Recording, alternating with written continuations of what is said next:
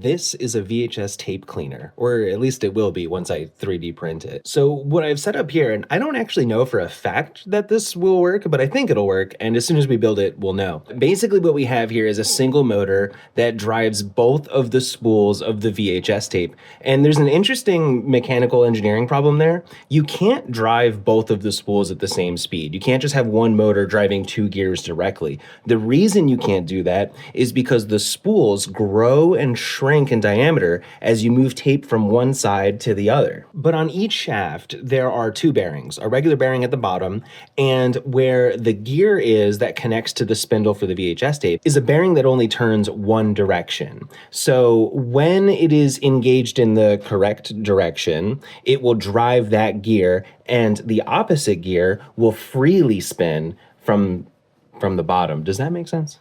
If this design works, and I don't actually know if it will, this will allow me to fast forward and rewind without needing to swap the spools. We slide on the outer shell, which really just holds in the bed, which is where we're gonna put our VHS tape. And if you take a look, there's actually a hole in either side where we can insert a photosensitive diode to replicate exactly what your VCR does when it detects when it should stop fast forwarding or rewinding a tape by shining a light through that hole.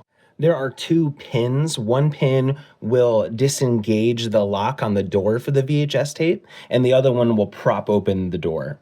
From there, we have our vacuum side attachment, the part that actually cleans the VHS tapes. This is separate from the rest of the box so that it can maintain suction in a smaller area. We basically just have three spindles that we are going to wind the tape through, and each one of them has on it a little felt pad, the same thing that you would use on a rotary tool if you were to be buffing or polishing something. I don't know if that'll work. Haven't tested it yet. As the tape feeds through the rolls, there's holes in the bottom that the vacuum can suck all of the mold down through. On the side is a standard vacuum attachment, so it should fit most vacuums. If not, you can always just like 3D print a little adapter. And I added a slip ring so that you can add a filter on top of it if you want to try and keep that out of your vacuum. This is not something I'm going to be making more than one of or selling or anything like that. A lot of the design decisions here were just because I felt like it, not necessarily because it was the best idea. I decided to leave everything inside the VHS tape when you probably should remove the spools. I'm